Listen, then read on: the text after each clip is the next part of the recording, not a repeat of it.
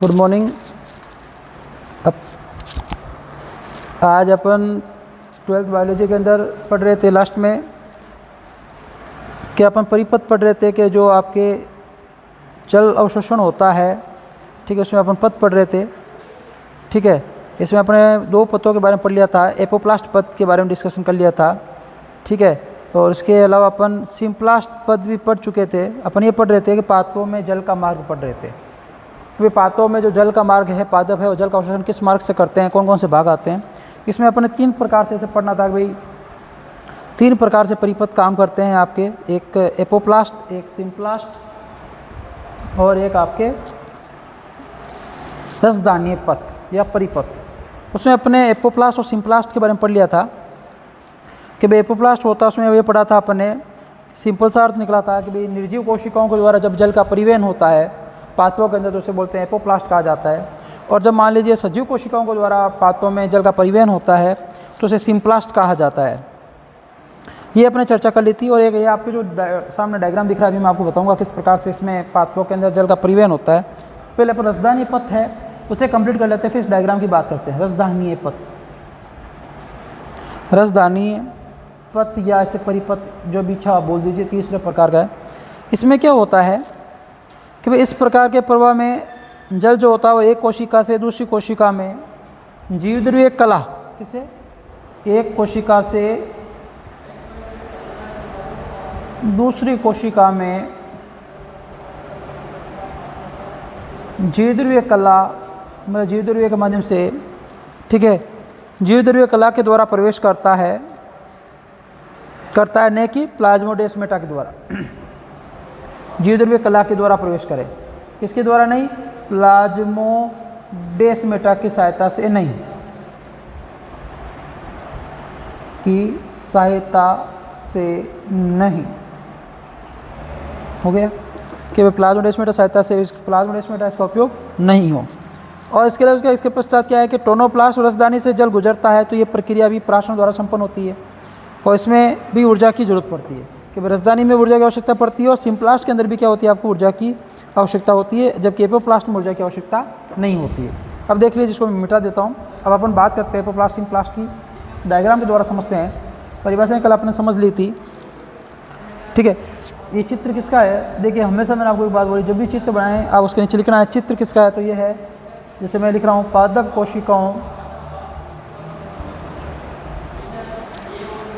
कोशिकाओं में जल संचलन, पादप कोशिकाओं में जल संचलन के तीन प्रमुख मार्ग, तीन यहाँ लिख देता हूँ, तीन प्रमुख मार्ग, ठीक है। देखिए ये क्या है, अब देखो मैं पहले आपको डायग्राम में रिप्रेजेंट, जैसे ये सबसे बाहर बनी हुई जो ये वाला पोर्शन है, ये वाला, ये ऐसे, ये वाला पोर्शन, ऊपर वाले में ये वाला पोर्शन जो है, ये किसको रिप्रेजेंट कर रहा है, ये कोशिका भित्ति को। क्या बनाए अपने, कोशिका भित्ति। और ये अंदर जो वाला बॉक्स बना हुआ है इसके अंदर ये जो डॉट डॉट दर्शा रखा है, ये क्या है, कोशिका द्रव्य है। क्या है, कोशिका द्रव्य। और बीच में जो आपकी खाली जगह बनी हुई बॉक्स बने हुए हैं, ये क्या है, व्यक्तिका को रिप्रेजेंट कर रहे हैं, ठीक है। और इसके अलावा क्या है कि जो बीच में ये जो आपके ये जो संरचना लिंक है, ये प्लाज्मोडेस्माटा को रिप्रेजेंट कर रहे हैं। और ये आपकी जो भित्ति है, ये बीच वाली व्यक्तिका जिसे रसदानी कहते हैं, और ये इसकी झिल्ली क्या कहलाती है, टोनोप्लास्ट कहलाती है। अपने क्या पढ़ा कि एपोप्लास्ट क्या है, जैसे ये डायग्राम बना के भाई इस प्रकार का जो रिप्रेजेंटेशन है वो एपोप्लास्ट को रिप्रेजेंट कर रहा है। जैसे ये वाला, ये ना, ये वाला, तो जब मतलब निर्जीव कोशिका, क्या कोशिका भित्ति क्या होती है, निर्जीव होती है। क्या जब जल का परिवहन इन निर्जीव कोशिका के द्वारा होता है, निर्जीव कोशिका भित्ति इधर से ऐसे ऐसे होता हुआ, तो उसे क्या बोलेंगे, एपोप्लास्ट परिपथ कहेंगे। सिम्प्लास्ट का मतलब होता है कि जब देखो जैसे सीधी लाइन खींच रखी है, ये वाली तीर वाली, मतलब जब क्या होता है कि आपके जो जल, आपके जो पदार्थ है, जल का आपके जो प्रवाह है या मार्ग है, ये आपके देखो ये बना रखा डॉट डॉट, ये कोशिका द्रव्य से होता हुआ जाता है। देखो तीर की चिन्ह बना रखा, इस प्रकार, ये इस प्रकार से जा रहा है ऐसे। ये किसको रिप्रेजेंट कर रहा है, आपके सिम्प्लास्ट को रिप्रेजेंट कर रहा है।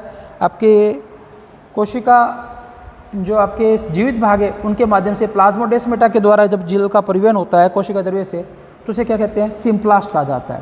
और तीसरा है रिक्ति के मतलब जो आपकी ये डॉट जा रहा है, इस प्रकार से जल का परिवहन जो होता है इस रिक्तिका के माध्यम से होता है, तो उसे क्या कहा जाता है, आपके रिक्तिकीय परिपथ कहा जाता है। एग्जाम के अकॉर्डिंग सिम्प्लास्ट और एपोप्लास्ट ही सबसे ज़्यादा महत्वपूर्ण है। ठीक है, ये डायग्राम आपके सामने है कि एपोप्लास्ट सिम्प्लास्ट का माध्यम किस प्रकार से कार्य करता है, किस प्रकार से क्रिया नहीं करता है। ठीक है, उसका दे रखा है। ये देखो आपको यहाँ पर जल बनाना चाहिए, ये डॉट बना देते हैं कोशिका भित्ति पे ऐसे, ये आपकी कोशिका भित्ति के द्वारा, तो ये एपोप्लास्ट हो गया। ठीक है, उसके अलावा जैसे ये आपके सिम्प्लास्ट होगा, वो आपके इस प्रकार से ये दो कोशिका बीच में लिंक का कार्य प्लाज्मोडेस्माटा हो गया। इस प्रकार से ये जो जल जा रहा है। और तीसरा जो है आपके कि एक रसदानी से दूसरी रसदानी जो जाता है, ये वाला इस रसदानी से इस रसदानी में जाता है, इस रसदानी से इस रसदानी, ये जो जीवद्रव्य कलश होता हो जाता है, तो इसे क्या बोलते हैं, रसदानी है या रिक्तिकीय परिपथ कहा जाता है।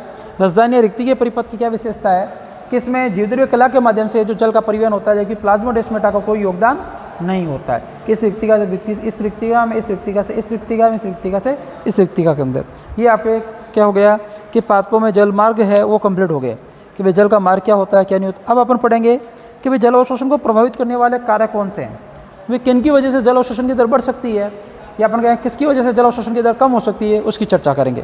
तो अपनी नेक्स्ट हेडिंग क्या रहेगी, जल अवशोषण की दर, कि जल अवशोषण को प्रभावित करने वाले कारक, कि भाई जल अवशोषण को कौन कौन से कारक प्रभावित करते हैं, उनकी अपन चर्चा करेंगे अभी।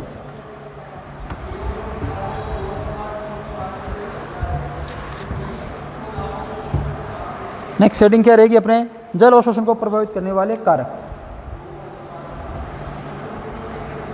जल अवशोषण को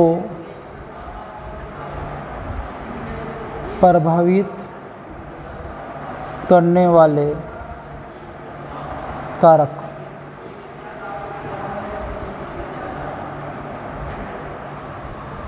कि वे जल अवशोषण को कौन कौन से कारक प्रभावित करते हैं उसकी चर्चा करेंगे आज। तो जल अवशोषण मुख्यतः किसके द्वारा होता है, निष्क्रिय जल अवशोषण की दर के द्वारा होता है। तो अब निष्क्रिय जल अपन ऐसे कहें जल अवशोषण को प्रभावित करने वाले कारक, या जो निष्क्रिय जल अवशोषण की क्रियाविधि, इसको भी ये कह सकते हैं निष्क्रिय जल अवशोषण को प्रभावित करने वाले कारक कौन कौन से हैं, इसकी बात करेंगे। अब देखिए सबसे पहला है प्रापीय मृदा जल। ये पहला पॉइंट कौन सा आएगा इसमें, प्रापीय मृदा जल। प्रापीय मृदा जल का मतलब मृदा को कौन सा जल प्राप्त होता है, कितना वो प्राप्त करती है, उसे बोलते हैं प्रापीय मृदा जल। देखिए इसकी बात करते हैं क्या होता है इसकी। देखिए कि प्रापीय मृदा जल क्या है, देखिए समझिए इसको अच्छे से आप, कि मृदा जल में या मृदा में उपस्थित सभी प्रकार का कुल जल पौधों को उपलब्ध नहीं होता। देखो अपन पढ़ चुके हैं मृदा जल में केसी के जल भी आता है, गुरुत्वीय जल भी आता है, आर्द्रताग्राही जल भी आता है, लेकिन आपको पता केसी के जल ही मृदा को प्राप्त होता है। तो अपन ये कह सकते हैं कि मृदा के अंदर जितना भी जल उपस्थित होता है वो सभी जल पादपों को उपलब्ध नहीं होता है। मुख्यतः केसी का जल ही क्या होता है, कुछ केसी के जल का ही कुछ भाग क्या होता है, पादपों को प्राप्त होता है। तो अपन पहली लाइन तो ये होगी कि भाई केसी का जल ही क्या होता है, पादपों को प्राप्त हो रहा है। मैं लाइन क्यों लिख रहा हूँ, मैंने आपको बताया था, आपको पता होना चाहिए कि मृदा जल में पादपों को कौन सा जल प्राप्त हो रहा है, इसलिए मैं वापस लिख रहा हूँ कि बार बार कोई चीज़ रिपीट करते हैं तो याद रह जाती है, एग्जाम में से ही क्वेश्चन पूछने के चांसेस ज़्यादा हैं। तो केसी का जल ही, ठीक है, केसी का जल भी पूरा प्राप्त नहीं होता, केसी का जल का कुछ भाग प्राप्त होता है, इस चीज़ का भी आप ध्यान रखेंगे। केसी का जल यहाँ लिख देता हूँ आपके लिए, केसी का जल का ही कुछ भाग पादपों को प्राप्त होता है या पौधों को प्राप्त होता है। तो आप इसका मतलब समझ लिए, पौधों को बहुत ही कम प्राप्य मृदा जल है वो प्राप्त होता है। अब देखिए अपन बात करते हैं कि सामान्य अवशोषण के लिए सबसे आदर्श स्थिति वह है जब क्या होता है, मृदा में जल इसकी क्षेत्र क्षमता अथवा धारण क्षमता तथा स्थायी मलानी प्रतिशतता के क्षेत्रमों। अब देखिए क्या होता है, तीनों चीज़ के बारे में पढ़ते हैं। सबसे पहले पढ़ते हैं जल धारण क्षमता। भाई कोई भी पादप है, अब मान लीजिए कि मृदा कितना जल ग्रहण कर सकती है। मान लीजिए आप समझ लीजिए, एक चीज़ समझाता हूँ। मान लीजिए आपका ये कोई जगह है जहाँ पे पौधे लगा रखे हैं, ये खेत मान लीजिए। अब एक खेत मान लीजिए, इसके पास में और भी खेत हैं, सपोज ऐसे खेत बने हुए हैं। ये खेत, इनकी हाइट थोड़ी ऊपर है, ये थोड़ा नीचे, अपने ये आपका खेत नीचे है। अब बारिश बहुत तेज़ हुई, नॉर्मल बारिश हुई, तो ये अपना जल सोख लेगा, ये अपना जल अवशोषण कर लेगा, ये जल अपना अवशोषण कर लेगा, ये भी अपना जल अवशोषण कर लेगा, ये भी अपना कर लेगा।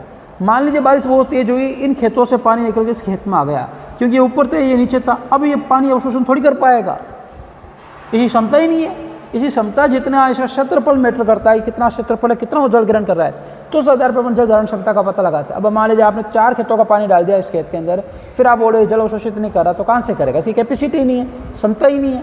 ठीक है। तो इस आधार पे अपन 3 पॉइंट पढ़े आपके। देखो, क्षेत्र क्षमता महत्वपूर्ण है, जल धारण क्षमता, और स्थायी मलानी प्रतिशतता क्या होती है इसकी भी बात करेंगे। तो सबसे पहले पढ़ते हैं जल धारण क्षमता।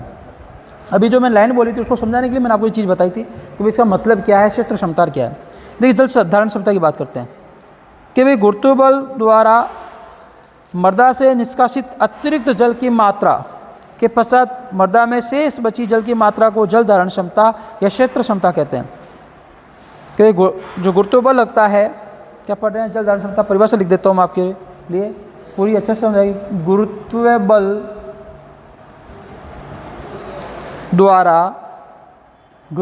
द्वारा मृदा से निष्कासित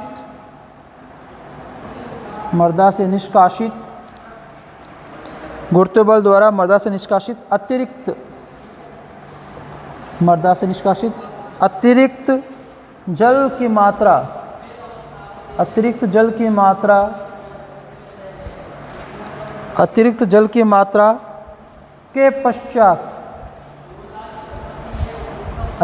मात्रा के पश्चात मृदा में शेष बची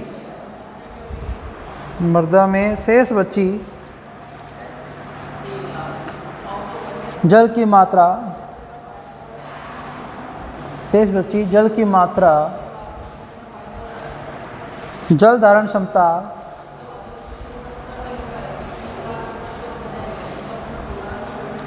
या क्षेत्र क्षमता कहते हैं, या क्षेत्र क्षमता कहलाती है। देखिए, समझिए आप, इसका लाइन का अर्थ क्या है कि भाई गुरुत्वबल, आपको पता है कोई भी चीज़ ज़मीन पर जाती है, ज़मीन उसको मतलब धरती उसको नीचे, या मृदा जो है मतलब पृथ्वी उसको नीचे की तरफ खींचने की कोशिश करती है, जिसे गुरुत्वबल या गुरुत्वाकर्षण बल कहते हैं। तो गुरुत्वबल के द्वारा मृदा से जो निष्कासित है, मृदा के द्वारा जो जल बाहर निकला गया है, मृदा से निष्कासित अतिरिक्त जल की मात्रा, कि मृदा के द्वारा जो जल छोड़ दिया गया है उसकी अतिरिक्त मात्रा को क्या करते हैं, जल की मात्रा के पश्चात, कि भाई मृदा में जो शेष जल की मात्रा बच जाती है उसे क्या कहते हैं, जल धारण क्षमता। मान लीजिए ये जगह है, इस जल है, इसको गुरुत्वबल के द्वारा अवशिष्ट हो गया, उसके बाद भी इसमें जो मृदा के अंदर जो जल बच जाता है उसे क्या कहते हैं, जल धारण क्षमता या क्षेत्र क्षमता कहते हैं। कि भाई एक पर्टिकुलर क्षेत्र में मृदा कितना जल अवशोषित कर सकती है उसे क्या कहा जाता है, जल धारण क्षमता कहा जाता है। कि गुरुत्वबल तो गुरुत्वाकर्षण बल के द्वारा जो जल खींच रहा है वो खींच लेगा, उसके बाद भी जो जल बच जाएगा मृदा में, शेष बची जो जल की मात्रा है मृदा के अंदर, ठीक है। मान लीजिए सिंपल सा एग्जांपल देता हूँ आपको कि भाई मान लीजिए जल है, बारिश हुई है, जल है, अब गुरुत्वाकर्षण की वजह से जल जितना जाना तो चला गया, मृदा में सूख। अब आप पर्टिकुलर मृदा कितना भाग ले रहे हो, उस मृदा बहुत गीली है, ठीक है, उसमें अपन थोड़ा प्रेस करते हैं, उसमें आपके पानी भी निकल जाता है, उसकी क्या है, जल धारण क्षमता है। किसी की जल धारण क्षमता ऊँच होती है, किसी की जल धारण क्षमता कम होती है। जिन ऊँच होती है वो मृदा बहुत अच्छी होती है। जल धारण क्षमता देखो, मृदा जितना जल अवशोषित कर सकती है, जितना जल्दी से वो मृदा बहुत अच्छी होती है। जिनमें मृदा जल धारण क्षमता कम होती है वहाँ पे जल, जैसे आपकी चिकनी मिट्टी है, ठीक है, ये जो काली मिट्टी होती है इनमें जल धारण क्षमता बहुत कम, मतलब बहुत समय तक जल को क्या करती है, मतलब इनमें जल अवशोषित नहीं होता, जल पड़ा रहता है। तो ये जितने भी तालाब है वहाँ पे काम यहाँ आती है। लेकिन फसल में इनकी उपयोगिता नहीं, कि अधिक समय तक जल रोके के रखेगी तो फसलें क्या हो जाएगी, नुकसान हो जाएगा। जल अवशोषण होना जरूरी है, जल का अवशोषण या उसका उपयोग होना जरूरी है। तो ध्यान रखना, जल धारण क्षमता मतलब होता है कि गुरुत्वाकर्षण बल लगा लिया, ठीक है, गुरुत्वाकर्षण बाद भी कोई जल बचा हुआ है, इसके अतिरिक्त मृदा को शेष बची हुई जल की मात्रा है, उसे क्या कहेंगे, जल धारण क्षमता कहेंगे। ठीक है, जल को आपके कितने समय तक इकट्ठा करके रखती है, कितना समय तक उसके पास जल रहता है, उसकी क्या कहलाती है, आपके जल धारण क्षमता या क्षेत्र क्षमता कहलाती है। अब आप आगे देखिए, एक वर्ड हो रहा था स्थायी मलानी प्रतिशतता, इसकी बात करते हैं।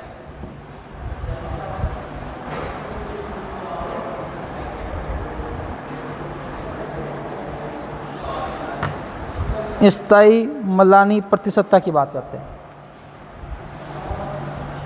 स्थायी मलानी प्रतिशतता,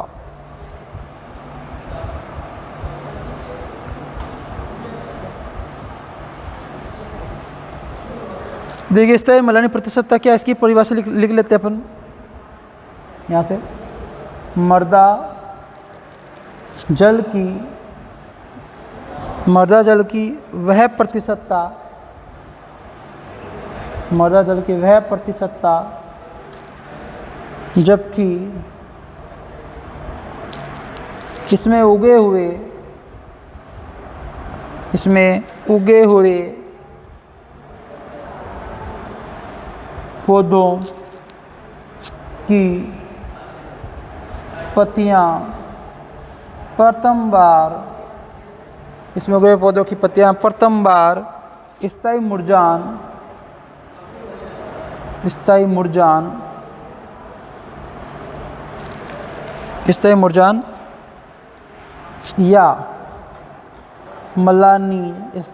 या मलानी प्रदर्शित करें। इस स्थिति को क्या कहा जाता है? आपके मृदा की स्थायी मुरझान प्रतिशतता भी या स्थायी मलानी प्रतिशतता भी कहते हैं। देखिए क्या है कि भाई मृदा जल के वह प्रतिशत मात्रा जब वहाँ पे उगे हुए जो पौधे हैं उसकी पत्तियाँ प्रथम बार स्थायी मुरझान, मतलब ज़्यादा मृदा के अंदर मान लीजिए जल की कमी हो जाए, बहुत ज़्यादा जल हो जाता है तो पत्तियाँ कट जाती है, मुरझा जाती है। जब पत्तियाँ पहली बार मुरझा जाती है तो उसे क्या कहते हैं? स्थायी मलानी प्रतिशतता कहा जाता है, पत्तियों का मुरझाना। ठीक है, मृदा जल की क्या है आपके जो कमी हो जाती है, पादप को जल नहीं मिलता तो पादप की पत्तियाँ क्या हो जाती है? मुरझा जाती है। ठीक है, उसे क्या कहते हैं? स्थायी मलानी प्रतिशतता कहते हैं। या बहुत अत्यधिक मात्रा में जल है, मृदा जल अवशोषित नहीं कर पा रही है, उसकी जल धारण क्षमता बहुत ज़्यादा है। ठीक है, और चिकनी मिट्टी है, देखो आपने देखा वो चिकनी मिट्टी जो है ये काली मिट्टी है, ठीक है, जिसको अपन माटी बोलते हैं। इस माटी को आपको पता है जो रेगिस्तान होते हैं जहाँ पे मृदा कण बड़े बड़े होते हैं वहाँ पे लोग क्या करते हैं? बारिश से पहले खेतों में डालते हैं ताकि इसकी वजह से उस जो ज़मीन है उसकी जल धारण क्षमता बढ़ जाए। देखो दोमट मृदा उसकी जल धारण क्षमता ना तो कम होती ना ज़्यादा होती है। ठीक है, वो अवशोषित भी कर लेती है और थोड़ा उतना रह जाता है जो पादप के विकास के लिए ज़रूरी है। अब मान लीजिए ऐसी मृदा है, ये जो रेगिस्तानी मृदा इसमें जल धारण क्षमता बहुत ही कम होती है, पूरा जल क्या करती है? ज़मीन में चला जाता है, गुरुत्वाकर्षण की वजह नीचे कण बड़े बड़े होते हैं, उनमें गैप होता चले जाते हैं। जब काली मिट्टी और ये जो आपके जैसे चिकनी मिट्टी है इनकी जल धारण क्षमता बहुत ऊंच होती है, बहुत समय तक ये जल को धारण करके रखती है, बहुत ज़्यादा समय तक जल को क्या करती है? अपने ऊपर लगी रहेगी। उससे क्या होते हैं? पादपों में ज़्यादा समय तक जल ठहरता है तो भी स्थायी मलानी प्रतिशतता हो जाती है। मान लीजिए जल की कमी हो गई, ठीक है, तो स्थायी मलानी प्रतिशतता, मतलब पादप का पहली बार मुरझाना है क्या कहलाता है? स्थायी मलानी प्रतिशतता कहलाता है। अब दूसरा है मृदा का वातन। तो पहला पॉइंट हो गया प्राप्य मृदा जल, कि पौधों को जल किस प्रकार का प्राप्त होगा तो उससे किस प्रकार का अवशोषण होगा, किस प्रकार का नहीं होगा, ये हो गया। दूसरा पॉइंट अपने आ गया मृदा वातन। मृदा वातन क्या होता है? मृदा वातन देखिए कि अच्छे वातन वाली मृदा जैसे दोमट मृदा से पर्याप्त जल अवशोषण होता है और जलाक्रांत मृदा से जल अवशोषण न्यून या शून्य होता है। देखिए मृदा वातन का मतलब हो गया मृदा के अंदर जो कण है उनमें कितना स्पेस कितना है। जैसे दोमट मृदा को क्या माना गया है? सबसे अच्छी मृदा माना गया है। क्यों माना गया है? कि दोमट मृदा में क्या होता है? पर्याप्त जल अवशोषित हो जाता है, पर्याप्त मात्रा में क्या हो जाता है? जल का अवशोषण हो जाता है। अभी मैंने आपको बताया था जल अवशोषित होना जरूरी है। मृदा जल अवशोषित नहीं करेगी, जल अंदर रह गया तो फसल क्या हो जाएगी? आपकी अत्यधिक मात्रा जल की मात्रा की वजह से मलानी प्रतिशतता, इस तरह मलानी प्रतिशतता पादप मुरझा जाएंगे, पीले पड़ जाएंगे, नष्ट हो जाएंगे। ठीक है, तो जल होना भी चाहिए और जल को अवशोषित करने की क्षमता भी होनी चाहिए। ठीक है, कि जल को अवशोषित कर ले। जल को मतलब समय, अब जैसे मान लीजिए खेत है, यहाँ पे पौधे लगे, अब मान लो बारिश हुई, यहाँ पे चिकनी मिट्टी, तो पानी क्या इसमें ठहर जाएगा लंबे समय तक, जल अवशोषित नहीं हो पाएगा तो ये पौधे क्या हो जाएंगे? नष्ट हो जाएंगे। तो यहाँ पे दोमट मृदा होगी, वो जल क्या होगा? अंदर गहराई में चला जाएगा, अवशोषित भी हो जाएगा और पौधों को प्राप्त भी हो जाएगा, तो पौधे क्या होंगे? नष्ट नहीं होंगे। तो दोमट मृदा जो होती है इसमें क्या होता है? अत्यधिक जल अवशोषण की क्षमता पाई जाती है। और जलाक्रांत मृदा जहाँ होती है, जलाक्रांत मतलब जहाँ जल इकट्ठा होता है मृदा के अंदर, ठीक है, जल पड़ा रहता है। अब देखो होगा बारिश के मौसम में क्षारीय प्रतिशतता की वजह से क्या होता है? आपके ये जो जल है वो लंबे समय तक क्या रहता है? पड़ा रहता है, जिसकी वजह से वहाँ की मृदा जो पादप है वहाँ पे क्या हो जाते हैं? नष्ट हो जाते हैं। तो इसलिए अपन कहते हैं दोमट मृदा जो होती है वो आपके जल अवशोषण के लिए क्या है? बहुत ही उचित मृदा होती है। और जो जलाक्रांत क्षेत्र होते हैं, जो जल में डूबे हुए क्षेत्र होते हैं, जहाँ पर जल इकट्ठा रहता है, ठीक है, जलाक्रांत मृदा जो होती है वहाँ पे क्या होता है? आपके जलाक्रांत मृदा के अंदर आपके जल अवशोषण क्या होगा? शून्य होगा। और जल अवशोषण शून्य होगा तो आपको पता है फसल जो पादप है उनको जल आपको पादप क्या हो जाएगा? जल अवशोषण क्या हो जाएगा? शून्य रहेगा यहाँ पे, और पादप का विकास नहीं होगा। तीसरा है मृदा तापमान। इसको यहीं लिख लेते हैं अपन, मृदा तापमान। कि मृदा का तापमान क्या होता है इसकी बात करते हैं। देखिए इसमें मृदा तापमान में क्या चीज़ आती है कि मृदा तापमान जो है, मृदा का उपयुक्त तापक्रम क्या है कि 20 डिग्री सेंटीग्रेड से आपके मृदा का जो तापक्रम है कितना होना चाहिए? 30 डिग्री सेंटीग्रेड तक रहना चाहिए। सामान्य तरीके से ये बात है। इसके मध्य जल अवशोषित अधिक होता है। जल अवशोषण की मात्रा क्या होती है? किस समय जल अवशोषण क्या होगा? ज़्यादा होगा। आपने हेडिंग किया जल अवशोषण से संबंधित पढ़ रहे हैं, तो जल अवशोषण ज़्यादा होगा। ठीक है, अभी पढ़ा था मृदा वातावरण में दोमट मृदा में जल अवशोषण अत्यधिक होता है, और आपके जलाकारण क्षेत्र जहाँ जल इकट्ठा रहता है वहाँ पे आपके जल अवशोषण बहुत ही कम होता है। उसके बाद पढ़ा अपने कि भाई 20 से 30 डिग्री सेंटीग्रेड के मध्य है तो अधिकतम जल अवशोषण होगा, और 20 डिग्री सेंटीग्रेड से 30 डिग्री सेंटीग्रेड से अधिक है तापमान मृदा का, तो वहाँ पे जल अवशोषण क्या होगा, आपके कम होगा। तो कहने मतलब तापमान 20 से 30 डिग्री से मध्य है तो जल अवशोषण की दर बढ़ेगी, इससे ज़्यादा होने पर जल अवशोषण क्या हो जाएगा, आपके अवशोषण क्या हो जाएगा, जल अवशोषण कम हो जाएगा, अवशोषण कम रहेगा। ठीक है, और अगला है आपके मृदा विलयन की सांद्रता। लास्ट पॉइंट है मृदा विलयन की सांद्रता।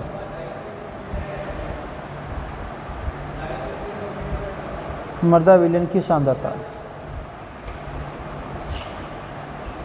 कि भाई मृदा विलयन की सांद्रता से किस प्रकार जल अवशोषण प्रभावित होता है उसकी बात करते हैं। देखिए कि भाई मृदा में खनिज लवणों की अधिकता से मृदा विलयन की सांद्रता उच्च होती है। सांद्रता मतलब कोई पदार्थ है, जैसे अपन पढ़ते हैं, जैसे कोई विलयन लिया उसमें शर्करा की मात्रा ज़्यादा है, विलय की मात्रा ज़्यादा है, वो सांद्र हो गया। तो मान लीजिए मृदा में क्या होगा, मृदा में खनिज लवण होते हैं, कि मान लीजिए मृदा में खनिज लवणों की अधिकता होती है, खनिज लवणों की अधिकता होती है,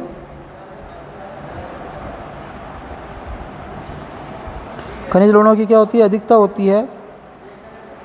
वहाँ पे आपके क्या होगा कि जिन मृदा में खनिज लवण की अधिकता होती है सांद्रता अधिक होगी, खनिज लवण की अधिकता होगी तो क्या होगी, सांद्रता अधिक होगी,